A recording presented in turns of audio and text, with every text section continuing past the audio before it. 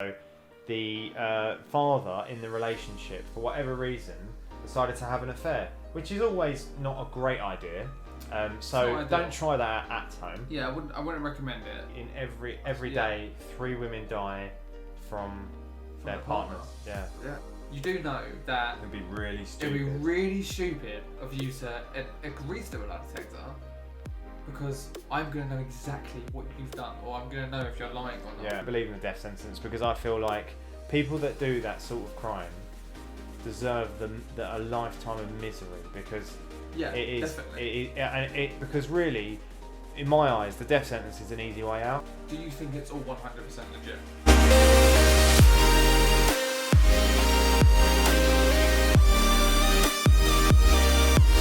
Hello and welcome to another Chat What About It podcast. Yeah, DJ Khaled, another one. Is he coming on the pod? I thought I was looking at him. Wow. Right. So we're going to be talking about a Netflix documentary. It's one episode. I'm fresh actually off watching it. It's called The American Murder Family Next Door, right? It is. Well done. You was practicing that. Well done. I was getting really nervous that I was going to get that wrong. But for anyone that is listening and hasn't watched the documentary, unfortunately we are going to ruin it for you now. If you have watched it, then you're at the right place, mate. And you're brave. Can I just say? Yeah, you're at the right place. So, it's essentially about this family in America. Seems like a perfect family, if I'm honest. Seems like an absolutely perfect family. The mother, there's obviously a father, a mother, and 2 daughters. That's how family works. And at the time, the mother was pregnant with her son, and essentially what happened. Essentially, what happened is that someone in the comments count how many times Jack says essentially. Yeah. So we're gonna look at what happened here. So the father in the relationship, for whatever reason, decided to have an affair, which is always not a great idea. So don't try that at home. Yeah, I wouldn't recommend it. I think I shouldn't be making light of this, but yeah. Well, no. Like, I think we can be ourselves in the situation, but it is a serious documentary. It is a serious documentary. This actually happened, which is happened really like 2-3 years ago. It's actually, to be honest with you, for you and me, Sam, it's actually so difficult and so shocking to even believe this happened, because not just this affair. We're not talking about the affair. Well, let's go to the beginning of the documentary. Okay, let's go right to the zero dots. The beginning of the documentary, you've got you just see loads of Facebook videos of the mum with her kids, things like that. Like we said at the beginning, it looks like well, it's exactly what you would see on Facebook, isn't it? Like a mother just with her messing about with her kids. Exactly. And she's documenting her life. She suffered. Trying to think of the disease. She suffered with a disease which unfortunately affected her body, her mental health. She lost her hair, and she actually met her then to be husband on Facebook, and she kept on saying no. Had this big wedding, and her family loved him and was like, "You are everything she needs." Started a family together, and they were documenting everything. I always say they documented everything about their lives really, and they seemed like a perfect family. What you then cut to is her coming home from a business trip. She's come home at 2:00 in the morning. You see her coming into the door, and then it cuts. Next thing you see is, which I found quite weird actually at the start. If you drop me home, let's say at 2:00 in the morning, and you didn't hear from me the next morning, like that morning, would you be concerned? Well, it's different, isn't it? Because as a fella, we never really say to each other, like, say for example, if we're on a night out, I wouldn't say to you, "Oh Sam, let me know when you get back home, mate," because I won't be able to sleep at night if I don't know. No, it's just something you don't really say. Well, It's sort of like, Sam will be able to knock anyone out if he comes across any. I don't know. Anyway, but I think again, I thought personally it was very over dramatic that she hadn't heard anything as soon as she woke up. but they hadn't heard anything as soon as she woke up. She then proceeds to call the police. And this is the mother's best friend. She proceeds to call the police. It's like, oh, I haven't heard from her. I dropped her home at this time in the morning. You know, maybe if you come, you can sort it out. The dad then pulls up and is like, what's going on? Just come home from work. Didn't know what's happening. They search the house. The mum's, she's obviously not there. The kids are gone as well. So perhaps she's, don't know, because of this disease, maybe the effects have come back and she's had like a breakdown. Like, you don't know. Like, initially, that's what you think. That's what I thought. Like she's done a runner, and then her wedding ring is at home. Her phone's at home, and there's all the messages from the husband and the friend just to say like, are you okay, or call me at this particular time. And I just think that initially your first thing, I mean my first thing to do, okay, if let's just say from our point of view, if I hadn't heard from you in 2 days, I'm not going to call the police to come over here to make sure you're okay. That wouldn't be my first thing, my first port of call. Yeah. I don't know, what do you think about maybe I'm just being a bit heartless, I don't know. I feel like she was probably in constant contact. So when you're in constant contact with a friend and then that just dies, then that's when alarm bells start. And that she's probably very lucky that she had that relationship with someone, because that person really started the alarm bells really early on. Because there's a lot of people out there that are like missing for ages until the police sort of get involved. But yeah, I mean, obviously you'll never ever know what goes on behind closed doors. But this guy decided to have an affair on his wife with his children, the wife who has his children, and then comes back home. She sort of found out on the bank statement that he had a very suspicious. He didn't hide it. Yeah, he didn't really hide it because it was a joint account, and he basically had a bill from a restaurant, and people didn't really understand. Like, she didn't really understand. She looked at the menu and she was like, "You've spent $65, and really, if you ordered a drink and a meal, you've maximum is like $30." Yeah, but I think they were having some marital problems. Yes. Which led her to believe that she's met someone else. Yeah. So I think there was an issue in the relationship. What I found quite this sounds disgusting. Let me get to my point. What I found quite pleasing with the documentary was how it looked aesthetically, with the text messages and Facebook and everything like that. I think it looked like it was put together quite well. And the text messages, especially like, obviously her typing a message wasn't recorded, but even like going to the spelling mistakes and things like that, then going back and retyping it, I thought that was quite nice. And it's real, isn't it? It's quite real. Yeah, and it was almost like you felt like it was happening. Yeah, you were watching it happen. So I thought aesthetically the documentary looked really good. Continuing what you were saying, where after all their marital problems and things like that, they so they had the bank statement. There was also something which I thought was that they went into so much detail, which I thought was over the top too much. Yeah, it was a lot, where she was saying like, we haven't had sex or we haven't done this in however much time, and then she said to her friend, "Pray that I have sex," or something like that. But I think what you have to understand is that it's a different culture, and it's also women talking to each other, so they're probably a lot more open. Is that something that is spoken about? I mean, I wouldn't know, obviously, but I think it's actually talking about, she's opening up to her friend in a way where she's feeling a bit vulnerable. She's feeling very self-conscious and very sort of like worried about basically her marriage totally falling apart. It does seem like she was very much all about her marriage and her family. Yeah. So that sort of not working, that's her world just completely crumbled and gone. And it obviously escalated once, I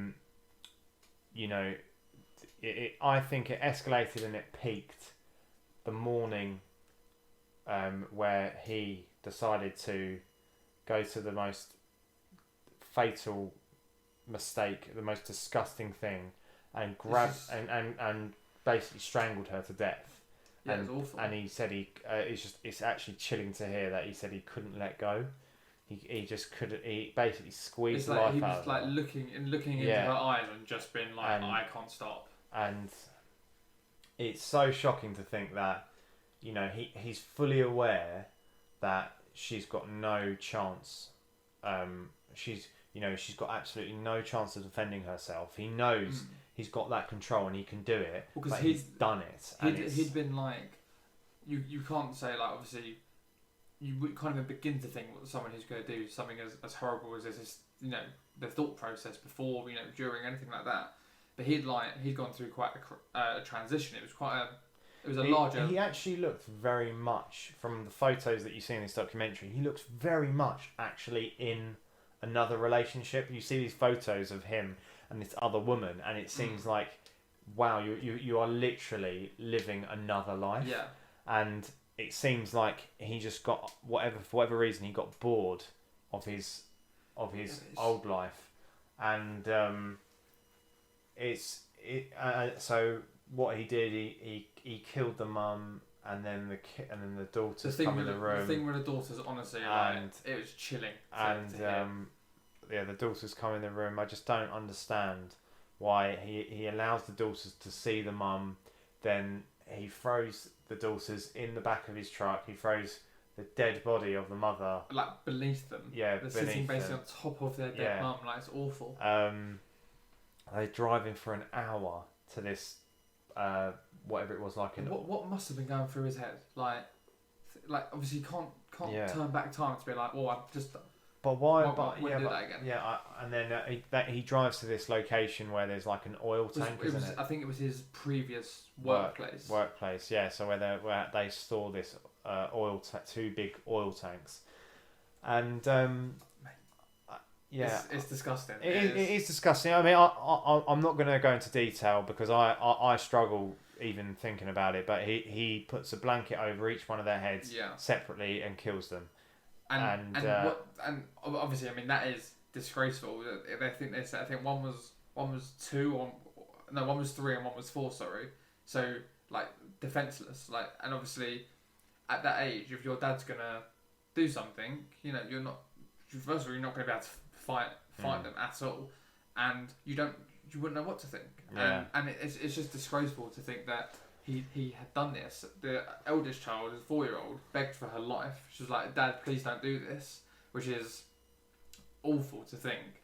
And then to top it all off, he thinks, "Well, I've buried the mum, so now I need to get rid of the kids," and he puts one each in like these oil tanks and just chucks their bodies down. Like, there's just no respect for your family. There's no your own being. There's your own flesh and blood. You think he probably thought like, that's mine. I can do what I want with it. Like, he's just sick in the head. And when it came to the interrogation was the worst thing. He had the audacity to blame the mum. Like, so he said the mum harmed the kids. Yeah, I know. I mean, the second you admit to, he initially admits to murdering the mother anyway. So it's sort of like, well, initially he didn't. Initially didn't. Yeah, and then he goes into sort of, I killed her because I saw that she killed the kids. Yeah.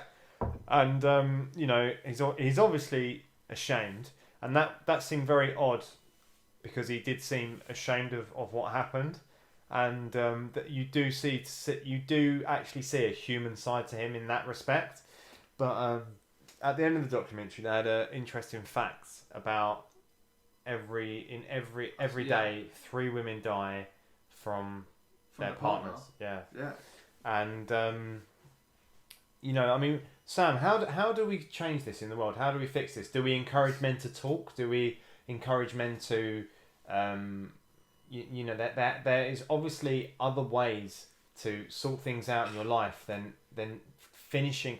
I understand you want to he wanted to finish that life and move on, but you do not do. Literally. Yeah, you don't literally finish that. It doesn't. It's almost like caveman sort of stupid. It's absolutely disgusting. It's outrageous to think that he honestly, like, on the keyboard wanted to delete his family, like press the backspace button, because he's honestly like, I've got a new life and I want it with this woman, but and the woman, she knew that he was married.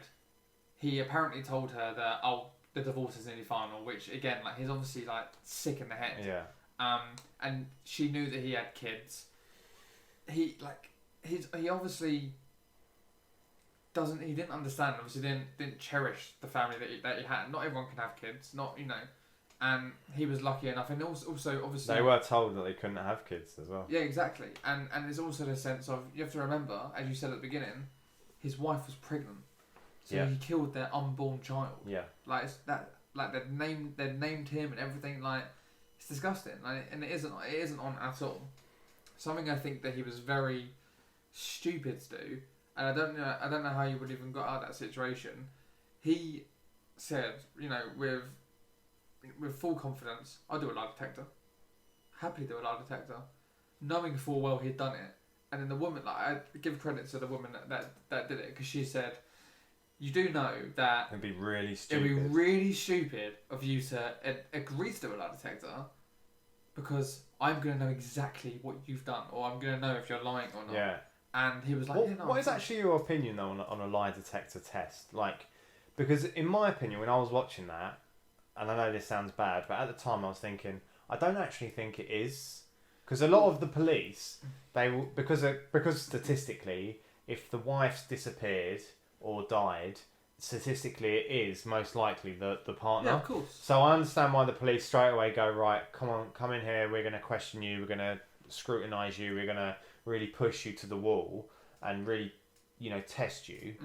But then at the same time I'm thinking, but a lie detector test, is that actually really accurate?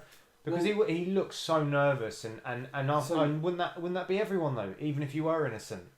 I think with that situation, you're naturally going to be nervous. But I think, like, you're going to want to clear your name. And I think, I'm going to sound like such a geek here, but I quite like the psychology behind, like, people's mannerisms and the way they act in certain situations. So, like, you could tell that he was slouched in his chair. So, like, that's negativity. Every single time, I think the question was asked, did you ever harm your wife or anything like that? And he said no.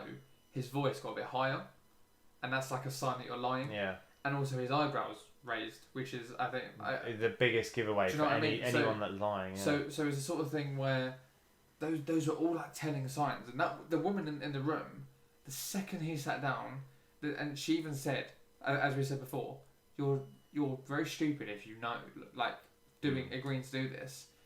I think she knew straight away. Yeah, I think what they showed in that documentary is that they were very good at their jobs. I mean, they very much squeezed it out of him, and it was actually good to see how they sort of emotionally squeezed out of him by involving the father. Yeah. Really sort of pulling on the heartstrings. Yeah, he was obviously going to say. He was obviously going to be close to his dad. Yeah. So. But then the thing he got, I think it was 3 counts of first degree murder. All I know, which was fully deserved, he's in there for life, and he just about narrowly missed the death sentence, and I don't believe in the death sentence, because I feel like people that do that sort of crime deserve a lifetime of misery, because it is definitely because really, in my eyes, the death sentence is an easy way out, and it's sort of like they don't have to suffer. They suffer for that few seconds of being electrocuted. Yes, I understand that, but that's nothing compared to a lifetime of being locked up. You say that, like, I don't agree that just because he's taken someone's life or however many lives, someone should be able to take his. I think he's that sick in the head. Like, he said, I think it was, if you say you're guilty, we won't go ahead with a death penalty. I think he's that sick in the head. He thinks, do you know what? I can still be alive and I can think about what I've done, and it'll be like, yeah, I did kill her. I did kill my kids. Like, because he's not well. He's not all there in the head. So maybe it's an opportunity for him to be like, I did that. Yeah. And it's disgusting, mate. I don't know if you're into like prison docs. Oh, I love it, mate. I watched series 1 of something called 60 Days In. Oh, big fan. Have you watched it? Big fan. It's essentially what they do is they get this group of just normal people, and they send them into prison. They haven't actually committed a crime. They just send them in, and they're basically like guinea pigs, aren't they? They've got some sort of connection with the police. So they've either they've either been a police officer or a family member who or is in someone wants to prison. become a police Or- officer. Yeah, so there's always a But- connection there. Yeah, and that's quite interesting to see. I mean, this is in America, so it's it's different for us to. I mean, I don't know what a prison's like. So yeah, I should I mean, hope not. no, but yeah, no, that's quite interesting to see that side of things of sort of how the sort of chemistry is and how there's sort of groups and how you have to be in being in prison. I can imagine it's just totally being totally anxious or worried about when the next attack could be or the next Well, it could come from anywhere. Like Yeah. you could literally. You said you've watched. I've watched series 1 and 2 on Netflix. I need to watch too. So yeah. okay, there's. I don't want to go into too much detail on 2, but I think that there's certain scenarios in there where if you sit in someone's seat, you're dead. Like Yeah. Well, I can imagine it's sort of like primary school went mad, isn't it? In a way, because it's sort of Yeah. like these nutters that are just totally out to hurt you. I mean, For anything to do it, even if you looked at them funny. I'm going to ask you a controversial question. Here we go. Do you think it's all 100% legit? What, that dark? Yeah. The thing The is- 60 days in, because I feel like there has to be an element of protection for the people that are in there, because if they get in a fight, Well, there's 24 hours CCTV. They're constantly looking after them. No, I think them sort of prisons are totally eyes on all the time. They don't want any crimes committed in there. They want it to be fully secure. They want a good reputation. Of course. Every jail or every prison in America is sort of like business. They have to have a Yeah. good reputation. That because there's billions of dollars pumped into them prisons, and you want to have a good rep. You want to have a fully functional prison. So I do feel like something like that is legit. I understand what you mean, because there's so many things out there that can be and are illegitimate. Good word. And it's interesting to see sort of how a normal person reacts to being a complete virgin to being in prison. Well, okay, so that leads on to my next question. Could you do it? Could I do it? I think Do you think you're mentally strong enough to, like, knowing that you haven't done anything wrong? I'll bring this up in another podcast, but I actually was in a cell for about 23 hours. Okay. I think I'm aware of this Yeah. story. I had a panic attack. I never ever had one, and I had a panic attack. So I'll be honest with you. I feel like it's one of them things where I reckon a lot of especially males. I reckon a lot of them would go, yeah, I could do that. That is prison. Yeah. I actually think when you're locked in a room, like you've never ever in your life been locked in a room that you can't open that door. Mm-hmm. That is a completely different psychological feeling that you've never experienced before. I had people screaming in the room next to me. I had the other one banging on the wall. I had the other one screaming like trying to murder me, basically trying to saying like, I will find you and I will kill you. I haven't said a thing to this guy. And I mean, it is a crazy place. And even looking at it, like, sorry to interrupt, but even looking at it, like, some of the people in there, like, on this program anyway, like, they don't look like the sort of people we want to be hanging around with. Like, obviously they're in prison for a reason, yeah. but like, I mean, I think I couldn't do it purely because I'm like mentally, I don't think I'm strong enough to be like, with the whole like. What's it they do? It's like swapping trays. So like you swap if you're in debt with someone, you give them your food for the day and things like that. Like that food. Yeah, that's the part probably, of business of the prison, isn't it? Because they're paying for certain things. Because that food is probably, unless you're getting a visit from someone, it's probably your only excitement in the whole day. Yeah. And someone's taking that away from you. Yeah. I'm out. I'm not applying for that show ever. I can't do that. Yeah, but I mean, I know this comes across as a very serious podcast, a very sort of. I just think it's something we have to strong. talk It's about. very strong. Like, so I want to make it a bit light-hearted, and I do just want to say that like I feel like genuinely to actually sort that issue out is just talking. Just talk. Definitely. For God's sake, talk about Step. just talk it out, and that I feel like that's where they fail. I feel like that's where that sort of murder, that sort of where the partner is killing the wife. I feel like it's all due to really poor communication, and it's escalating an argument or whatever that doesn't need to reach that peak. Yeah, but you wouldn't in my wildest dreams think that anyone I know would ever lay their hands on the partner, let alone do what this disgraceful human has. Yeah. It's actually just it's thinking about what he's done. He's killed his whole family. Yeah. His immediate family and his unborn child. It's just it's not on. Well, I'm just happy that sick fuck's locked up. To be honest, thank goodness. Yeah. And I just think I just like what you're saying. The first step is if anyone was ever struggling with anything, the first step is to just talk to your mates, talk to someone about it. Just because if you're keeping it all in, he probably didn't even he bottled it all up and didn't even say it to anyone that having these issues. I'm feeling like I just want to have a new relationship with this woman. They probably could have had a divorce. And someone could have told him, look, you can have a divorce. You can still see your daughters. You can still have that life.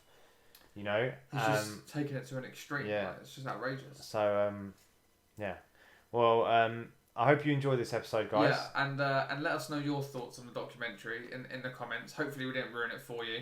And I promise that there will be a more light-hearted one coming up because that was very serious. Yeah. Cool, dear. But please do share this. Hopefully, and it is a topical thing on Netflix right now. This documentary. So share it. Please do subscribe if you're not, and do like the video. And if they do all that, Jack, what are they? They're absolute legends, and I've got to emphasise that, guys. This is how we're going to grow the podcast. So please. Tell your mates and even give us a comment, talk to us, let us know you're there. Hello. Again, he's always singing.